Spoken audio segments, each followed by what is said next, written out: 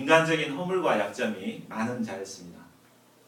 그러나 오늘부터 공부하게 될 요셉에게는 허물을 찾아볼 수가 없습니다.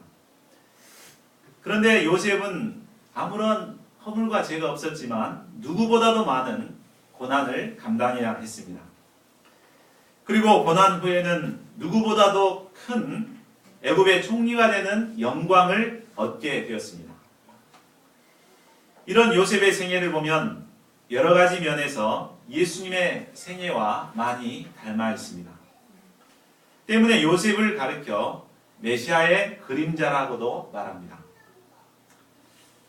아무런 죄가 없는데도 힘든 고난을 받는다는 것은 너무나 억울하고 감당하기 힘든 일입니다. 그러면 요셉이 어떻게 이처럼 힘든 고난을 감당하며 결국 영광에 이룰 수 있었습니까? 그것은 바로 그에게는 하나님께서 주신 꿈이 있었기 때문입니다. 꿈이 있는 자는 어떤 억울한 고난을 당해도 망하지 않습니다. 꿈이 있는 자는 모든 역경을 이겨내고 마침내 승리의 삶을 살게 됩니다.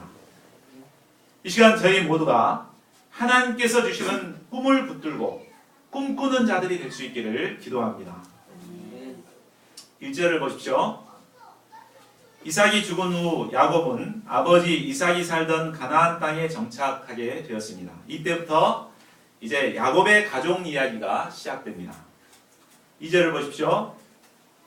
야곱의 가족사의 주인공은 바로 요셉이었습니다. 요셉은 그 나이가 17세로 우리나라로 하면 고등학교 1, 2학년쯤 되는 나이였습니다. 요셉은 형들과 양을 치면서 형들의 잘못을 아버지에게 일러바쳤습니다. 우리가 잘못을 일러바치는 건 우리나라에서는 잘 용납을 안 하죠. 그래서 막 왕따를 많이 시키는데 왜 이렇게 요셉의 형들이 무슨 잘못을 했으며 왜 요셉이 일러바쳤을까? 요셉의 형들은 다들 한 성깔 하는 사람들이었습니다.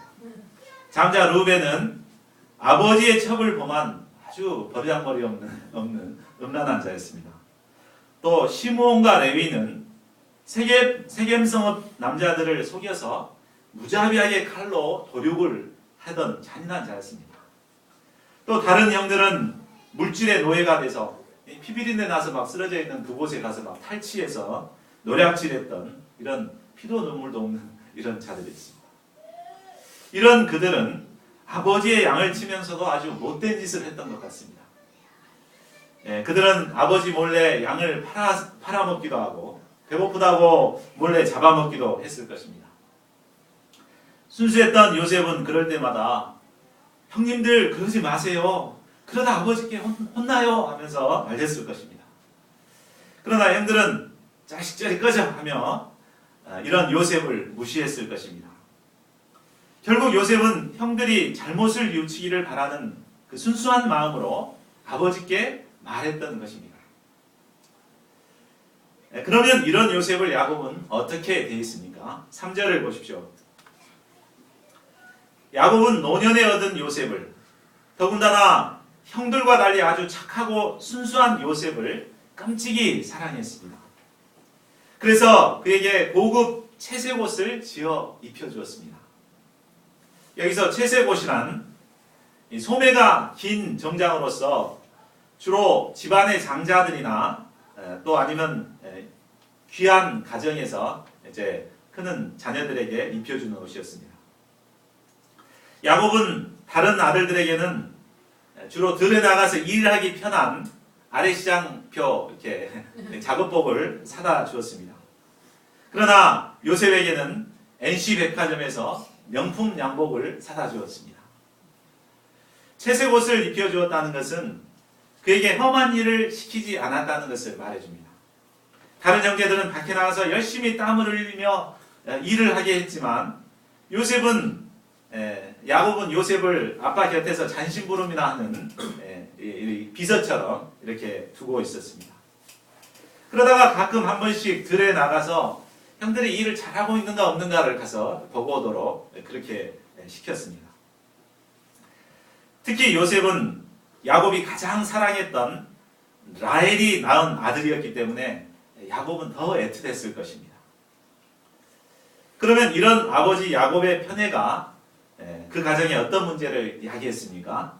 4절을 보십시오. 야곱이 노골적으로 요셉을 편애하자 형들은 요셉을 미워했습니다. 부모가 자녀들 중에 한 아이만을 편애하게 되면 나머지 자녀들은 그 사랑받는 아이에 대한 미움을 이렇게 은근히 표출합니다. 그래서 부모가 안 보면 몰래 꼬집기도 하고 때리기도 합니다. 요셉의 형들은 요셉을 미워하여서 그에게 편하게 말할 수가 없다고 하였습니다. 여기서 편하게 말할 수 없었다는 이 말은 샬롬이라고 인사할 수 없었다 이런 의미입니다. 그러니까 형들은 야곱을 보면서도 못 본 채 하고 투명인간 취급했다는 말입니다. 형들은 의도적으로 요셉을 왕따시켰습니다. 야곱은 집착과 편애가 아주 강한 사람이었습니다. 라헬 한 사람만을 편애하더니 자식도 오직 요셉만을 사랑했습니다. 이런 집착과 편애로 말미암아 그의 가정은 한시도 편할 날이 없었습니다. 6절과 7절을 보십시오. 어느 날 요셉은 형들의 왕따로 인해 상처를 받고 눈물을 흘리며 잠이 들었습니다. 그런데 그 밤에 놀라운 꿈을 꾸게 되었습니다. 형들과 함께 밭에서 곡식단을 묶고 있는데 자기 단은 이렇게 일어서고 형들의 단은 쫙 둘러서더니 절을 하는 것이었습니다. 이 꿈의 의미는 무엇이겠습니까? 8절에서 형들이 말한 것을 볼 때 바로 요셉이 형들의 왕이 되고 그들을 다스리는 꿈이었습니다. 하나님께서는 상처받은 요셉을 위로하시고 그를 통해 온 가족을 구원할 비전을 꿈을 통해 보여주신 것이었습니다. 요셉은 꿈에서 깨자마자 가만히 있을 수가 없었습니다. 형들을 불러내서 자랑스럽게 말했습니다.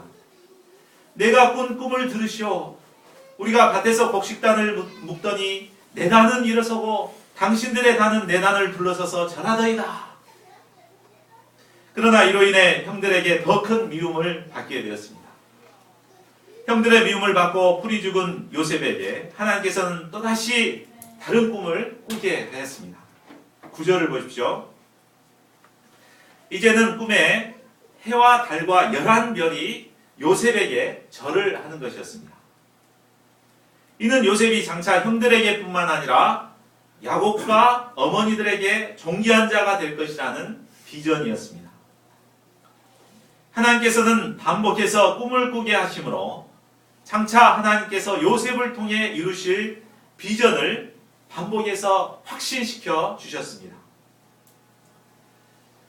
우리는 생각할 때 하나님께서 우리를 사랑하신다면 눈에 보이는 뭔가를 주셔야 한다고 생각하기 쉽습니다.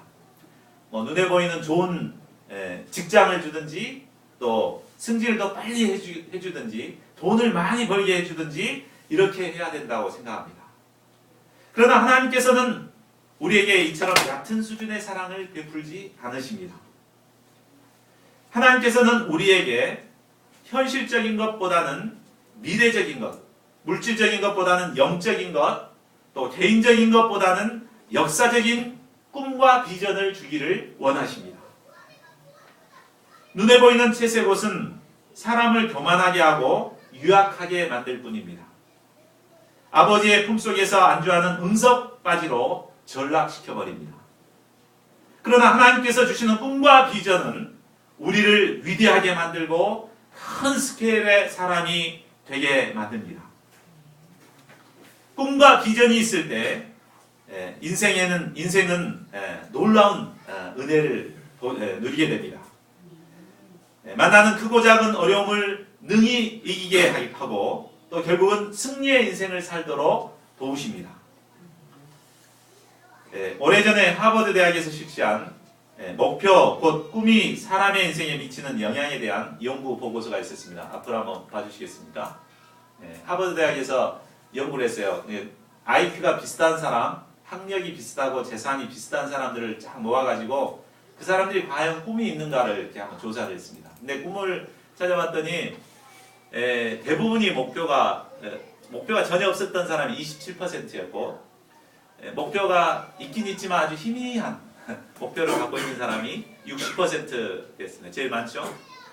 그리고 단기적인 목표, 뭐 내가 뭐 어느 학교를 가야 되겠다, 아니면 뭐 뭔 자격증을 따야 되겠다, 이런 단기적인 목표를 갖고 있는 사람이 10%였고 장기적인 분명한 목표를 갖고 있는 사람이 3%밖에 안 됐다고 합니다. 그러니까 요즘도 대부분 그럴 거예요. 캠퍼스 가서 이렇게 물어보면 꿈이 있냐고 물어보면 전혀 없다, 막연하다, 이런 사람들이 대부분이죠. 뭐 분명한 목표를 갖고 있는 사람 거의 이렇게 찾아보기가 힘듭니다. 근데 이제 25년간을 쭉 그 사람들 관찰해가지고 25년 뒤에 결과를 또 한번 확인해봤습니다. 이 사람들이 과연 어떻게 되는가? 다음 화면 보시겠어요? 자, 목표가 전혀 없었던 27%가 봤더니 그 사람들은 최하위 층의 사람들이었습니다. 그러니까 직장도 그만 막 이렇게 못 갖고, 직장도 못 갖고 그냥 근근히 사회 국가에서 주는 무슨 이런 거나 이렇게 받아 먹고 살아가는 이런 최저 생계를 살아가는 사람들이 27% 사람이었어요. 그리고 목표가 희미했던 사람은 그냥 평범하게 살아가는 이런 사람이었고, 단기적인 목표가 있었던 사람들은 굉장히 성공을 했어요. 자기가 이렇게 이루고 나서 또 단기적인 목표를 세우고 또 이루고 막 이렇게 하다 보니까 각 분야의 전문가가 되고 중상위층의 사람들이 되었다고 합니다. 그리고 이 3% 장기적인 목표를 갖고 있었던, 분명한 목표를 갖고 있던 사람은 사회 중요 리더가 돼갖고 있었대요. 그래서 막 장관이 된다든지 막 큰 그 리더가 된 것을 볼 수 있습니다. 자, 이것을 볼 때 결국 인생이 성공하느냐 실패하느냐는 꿈과 비전을 가지고 있느냐 없느냐에 따라서 달라진다는 것을 확인할 수가 있었습니다. 결국 꿈과 비전을 가진 자는 인생에서도 성공하고 승리하는 인생을 살아가게 됩니다. 요셉은 하나님께서 꿈을 통해 비전을 보여주셨을 때, 그냥 뭐 좀 희한한 꿈이네, 막 이렇게 하고 그냥 흘려 보내지 않았습니다. 첫 번째 꿈을 꾸었을 때 그는 형들이 싫어할 것을 뻔히 알면서도, 이 말하면 더 미워할 것 뻔히 알면서도 형들에게 막 감동이 돼가지고 말했습니다. 그는 하나님께서 주신 비전을 말하지 않고서는 견딜 수가 없었습니다. 그로 인해 더욱 형들에게 미움을 받았지만 두 번째 꿈을 꾸고 또다시 아버지와 형들에게 말했습니다. 혼나고도 또 말한 거죠. 하나님께서 주신 꿈과 비전에 사로잡히게 되면은 정말 가만히 그 꿈을 담아두고만 있을 수 없습니다. 말하지 않고는 견딜 수가 없는 것입니다.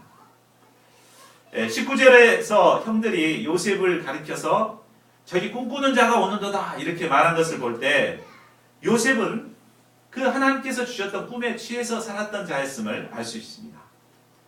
요셉은 늘 하나님께서 주셨던 꿈을 생각하고 그 꿈으로 인해 흥분되어 살아갔습니다. 그리고 그 꿈이 언젠가는 성취될 것을 믿고 기대와 소망을 가지고 살았습니다. 또 42장 9절에 보면 그는 후에 총리가 되어서 이제 형들이 찾아왔을 때 자신의 꿈을 생각하며 그 형들을 훈련하고 있는 것을 볼 때 그가 얼마나 꿈을 붙들고 살고 있었는가를 알 수 있습니다.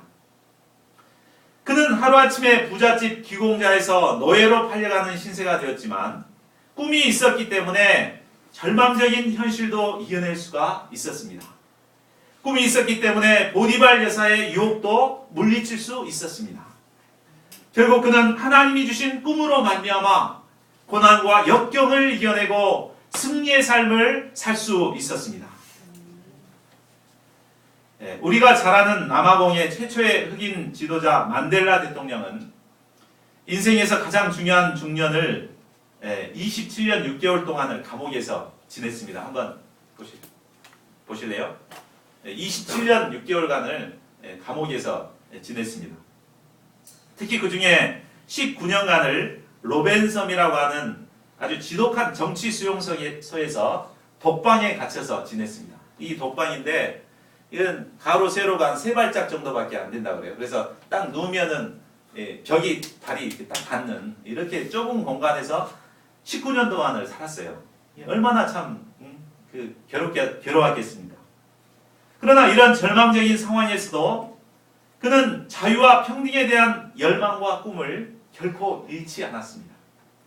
그 꿈이 있었기 때문에 그는 이곳에서 내 평생을 보낼 거라는 생각을 전혀 갖지 않았다고 해요. 반드시 나갈 수 있을 것이라는 믿음을 가지고 오히려 주어진 환경에 감사했다고 합니다. 감사하면서 그것에서 참 책들을 봤다 그래요. 정치, 경제, 문화 막 이런 책들을 많이 봐가지고 정말 지도자로서의 모든 자질을 이 감옥 안에서 갖게 된 것입니다. 이처럼 꿈이 있는 자는 어떤 어려운 역경이 온다 하더라도 그 역경을 이겨내고 결국은 승리의 삶을 살게 되는 것입니다.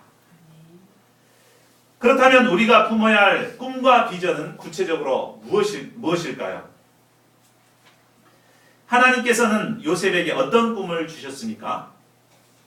하나님은 요셉에게 개인적인 성공과 야망을 심어준 것이 아닙니다.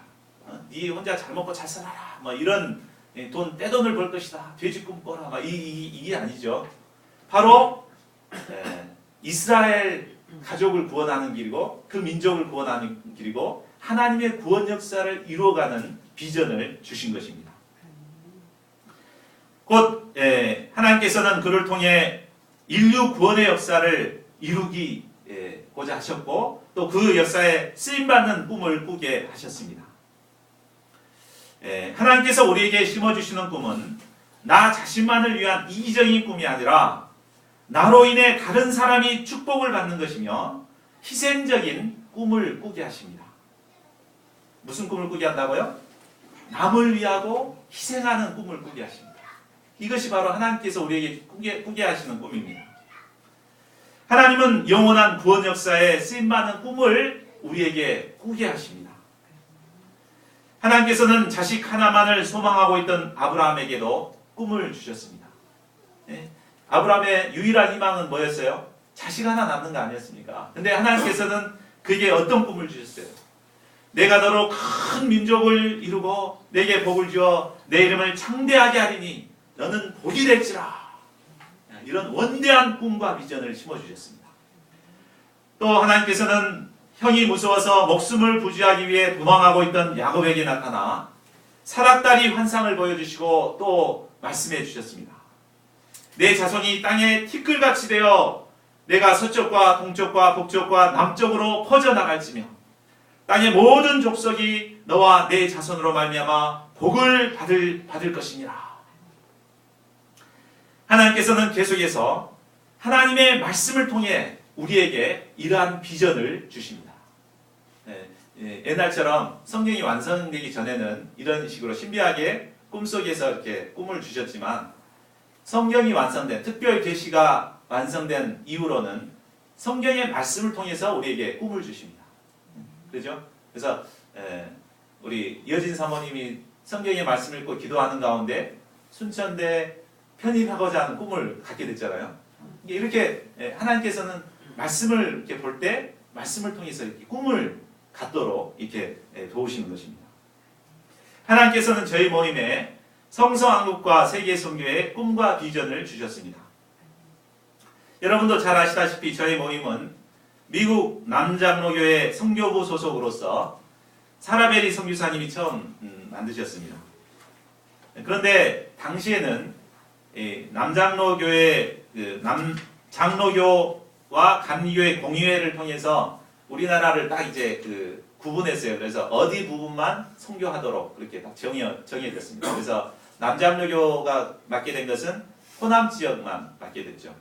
그래서 환경이 이제 선교를 할 수 없는 그런 환경이 됐어요. 근데 하나님께서는 우리 모임에 사도행전 1장 8절 말씀 오직 성령이 너에게 임하시면 너희가 권능을 받고 예루살렘과 온 유대와 사마리아와 땅끝까지 이르러 내 증인이 되리라. 이 말씀을 통해 비전을 주셨습니다. 이를 통해 성서왕국과 세계선교의 꿈을 꾸게 되었습니다. 당시 동남아에서 원조나 봤던 우리나라로서는 세계 선교를 한다는 것은 꿈도 못 꿀 일이었지만 하나님께서는 이 꿈을 꾸게 하시고 또 이 꿈을 이렇게 붙들고 살게 하심으로 오늘날 90여 개국에 2,000명의 선교사를 파송하는 역사를 이루어 주셨습니다. 하나님께서는 오늘날도 말씀을 통해 우리에게 꿈과 비전을 주고 계십니다. 우리가 하나님께서 말씀을 통해 주신 비전을 나의 비전으로 영접할 때 그 꿈은 우리의 비전이 되는 것입니다. 하나님께서 아브라함에게 주셨던 그 비전을 나의 비전으로 영접하고 야곱에게 주셨던 비전을 나의 비전으로 영접하면 그 꿈이 바로 나의 꿈과 비전이 되는 것입니다. 하나님께서는 저희 모임에 2041년까지 10만 명의 선교사를 파송하는 꿈을 주셨습니다. 또한 저희 교회를 통해서는 순천뿐만 아니라 여수와 광양을 개척하고 목포까지 개척하는 꿈과 비전을 주셨습니다. 물론 인간적으로 생각하면 요즘처럼 전도하기 힘들고 역사 이루기 힘든 이 시대에 어떻게 이렇게 할 수 있겠는가? 이 조그만한 숫자가 어떻게 이것을 감당할 수 있겠는가? 이렇게 생각할 수 있습니다. 그러나 하나님께서 주시는 꿈을 품고 감당하면 하나님께서는 반드시 이 일을 우리 때에 이루어 주실 것입니다. 저희 모두가 하나님께서 주신 꿈을 붙들고 날마다 꿈을 꾸며 살아가는 꿈꾸는 자들이 될 수 있기를 기도합니다.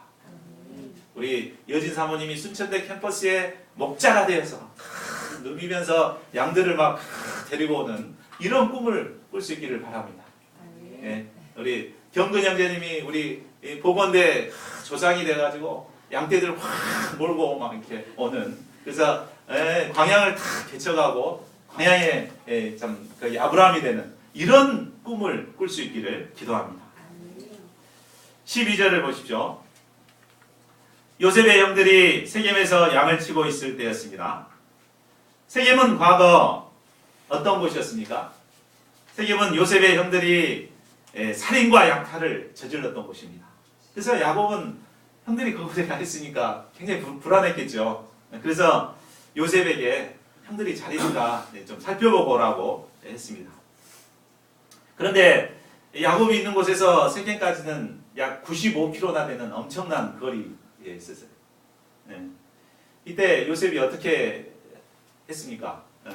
내가 어떤 사람인데 내가 어떤 꿈을 꿨는데 그런 하찮은 일을 하겠습니까? 뭐 이렇게 무시하지 않았죠? 내가 그리 하겠나이다 하며 겸손하게 순종했습니다. 요셉은 하나님께서 주신 크고 원대한 비전을 가졌지만 실제 삶에서는 겸손히 순종하는 삶을 살았습니다. 그런데 요셉이 세겜에 갔을 때 형들은 이미 양떼를 몰고 도단으로 떠나버렸습니다.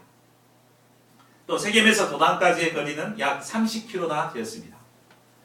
이때도 자기는 아버지는 세겜까지만 갔다 와라 그랬으니까 아버지한테 돌아가서 가봤더니 없대요. 뭐 불고해버리면 끝나죠. 근데 참 요셉은 충성스럽게 도단까지 가서 아버지의 명령을 끝까지 순종했습니다. 도단에 도착해서 형들을 발견한 요셉은 반가워 큰 소리로 불렀을 것입니다. 형님들 저 요셉이에요. 반가워요. 이렇게 막 했을 것입니다. 그러나 요셉을 본 형들의 반응은 어떠했습니까? 19, 20절을 보십시오. 형들은 요셉이 다가오자 그를 없애려고 음모를 꾸몄습니다. 그를 구덩이에 던지고 악한 짐승이 그를 잡아먹었다고 하자. 이렇게 모의합니다. 그리고 그의 꿈이 어떻게 되었는지 우리가 볼 것이니라. 이렇게 말했습니다. 그러니까 결국 형들이 요셉을 죽이고자 한 것은 바로 요셉의 꿈 때문이었습니다. 형들은 요셉이 꾼 꿈을 매우 싫어했습니다. 좋아할 리가 없겠죠. 자기를 다스린다니. 그 꿈은 꼴도 보기 싫은 동생이 자신을 다스린다는 꿈이었습니다. 그래서 그들은 아예 꿈 자체를 없애버리고 싶었습니다. 그들은 하나님이 주신 꿈을 간직한 요셉을 없애버리면 하나님이 주신 꿈도 사라질 것이라고 기대했습니다. 그들은 요셉을 죽일 수도 있고 또 그래서 그의 꿈을 깰 수도 있다고 생각했습니다. 그들은 요셉의 꿈도 싫었고 그 꿈을 주신 하나님도 싫었습니다. 그러나 결과적으로 그들이 요셉의 꿈을 없앨 수 있었습니까? 그들은 그럴 수 있을 것이라고 요셉을 노예로 팔게 되지만 도리어 그 일이 요셉의 꿈을 이루는 새로운 출발점이 되었습니다. 이것은 무엇을 말해줍니까? 사람이 결코 하나님이 주신 꿈을 깰 수 없다는 것입니다. 요셉이 꾸었던 꿈은 요셉 자신이 참 생각해서 만들어낸 꿈이 아니라 바로 하나님이 주셨던 비전이기 때문입니다. 21절에서 26절을 보십시오. 요셉을 죽이고자 하는 형들의 계획은 르우벤과 유다에 의해서 무산되고 결국 요셉은 애굽의 노예로 팔려가게 됩니다. 형들은 염소 한 마리를 죽여서 그 피를 요셉의 옷에 묻히고 그 옷으로 아버지를 속이게 됩니다. 속임의 명수였던 아버지는 말년에 아들들에게 철저히 속임을 당하고 있습니다. 야곱은 요셉이 죽은 줄로만 알고 애통해하며 그 누구에게도 위로를 받지 못했습니다. 36절을 보십시오. 그 미디안 사람들은 그를 애굽에서 바로의 신하 대장 보디발에게 팔았더라. 결국 요셉은 애굽의 노예로 팔려가게 되었습니다. 애굽은 말도 통하지 않고 모든 것이 새로운 곳입니다. 무엇보다 요셉은 그곳에서 가장 낮은 자로 살아가게 됩니다. 노예면은 재산의 일부였잖아요. 팔아버려도 되는 재산의 일부였는데 아주 가장 낮은 자로 살아가게 됩니다. 그러면 왜 지도자의 꿈을 주신 하나님께서 요셉을 애굽에 팔려가게 하신 것일까요? 지도자로 계속 막 승승장구하게 살아가게 해야 될 것 같은데 왜 이렇게 살게 하셨을까요?